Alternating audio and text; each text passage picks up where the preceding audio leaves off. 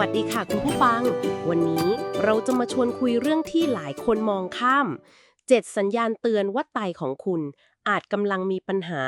ใช่เลยครับ เพราะโรคไตนี่แหละเป็นภัยเงียบที่อาการจะไม่ชัดเจนจนเข้าสู่ระยะกลางหรือระยะท้าย แล้วสัญญาณเตือนมีอะไรบ้างคะพี่หมออันแรกเลยคือปัสสาวะผิดปกติครับ บางคนถี่มากจนต้องลุกตอนกลางคืน บางคนกลับปัสสาวะน้อยกว่าปกติ อันนี้คือไตเริ่มขับของเสียได้น้อยลง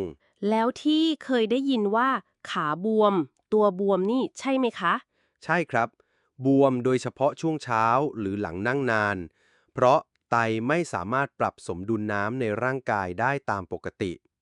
อีกอาการที่น่ากลัวคือเหนื่อยง่ายเบื่ออาหารแต่หลายคนคิดว่าแค่พักผ่อนไม่พอหรือเครียด ใช่ครับหรือแม้แต่คลื่นไส้อาเจียนโดยไม่ทราบสาเหตุบางคนคันตัวทั้งที่ไม่ได้แพ้อะไรเลยหรือแม้แต่นอนไม่หลับขากระตุกตอนกลางคืนก็เป็นอาการที่เจอบ่อยในผู้ป่วยไตเสื่อม อาการสุดท้ายที่สำคัญมากคือความดันสูงควบคุมยาก ถ้าความดันไม่เคยสูงแล้วจู่ๆคุมไม่ได้ให้สงสัยไตไว้เลยค่ะ ทั้งหมดนี้คือ7สัญญาณเตือนที่ไม่ควรมองข้าม และผมขอเสริมนิดนึงว่า คนที่มีเบาหวานหรือความดันสูงอยู่แล้ว ควรตรวจไตอย่างน้อยปีละ1 ครั้งนะครับ และสำหรับใครที่อยากเริ่มดูแลไตด้วยตัวเอง วันนี้เรามีตัวช่วยดีๆมาแนะนำค่ะ ชื่อว่าอะมิโนวิตดีเป็นผลิตภัณฑ์ทดแทนโปรตีนจากธรรมชาติ ใช่ครับ จุดเด่นคือ ใช้โปรตีนจากถั่วเหลืองและถั่วลันเตา เสริมวิตามิน D3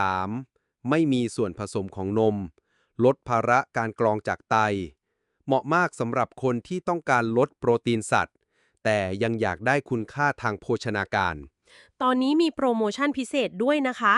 สแกน QR Code ด้านข้าง หรือคลิกที่ลิงก์ใต้โพสต์ ก็สามารถสั่งซื้ออะมิโนวิตดีได้เลย ดูแลไตเริ่มได้ตั้งแต่วันนี้ครับพบกันใหม่ในตอนหน้า กดไลค์ กดติดตามช่องของพวกเราไว้ด้วยนะคะ สวัสดีค่ะ